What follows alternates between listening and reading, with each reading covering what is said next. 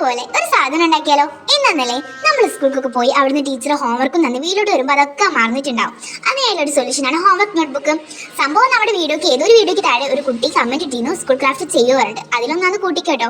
ഇതേപോലെ ഒരു A4 sheet മടക്കുക, 8 ഷീറ്റ് കിട്ടും. എന്നിതുപോലെ ഡിസൈൻ ചെയ്ത് കൊടുക്കുക, ഇഷ്ടമുള്ള രീതിയിൽ ഡിസൈൻ ചെയ്ത് കൊടുക്കുക. ആദ്യം തന്നെ ഞാൻ സ്കെച്ച് വെച്ചിട്ട് കൊളാക്കി തന്നെ പറയാം. ലാസ്റ്റ് കയ്യുമേ സ്കെച്ചൊക്കെ ആയി പിന്നെ ഞാൻ സാധാ ഡിസൈനാണ് കൊടുത്തിട്ടുണ്ടായിരുന്നത് കേട്ടോ. ഇതേപോലെ നമുക്ക് ഡേയ്സ് എഴുതാം. മൺഡേ, ട്യൂസ്ഡേ, വെനസ്ഡേ അങ്ങനെ എഴുതി കൊടുക്കുക. നമ്മുടെ ടൈം ടേബിൾ മൺഡേത്തെ അങ്ങനെ എഴുതി കൊടുക്കുക. പിന്നെ ഇതിലൊരു ട്വിസ്റ്റ് ഉണ്ട്, അതെന്താണെന്ന് ഞാൻ പറഞ്ഞുതരാം.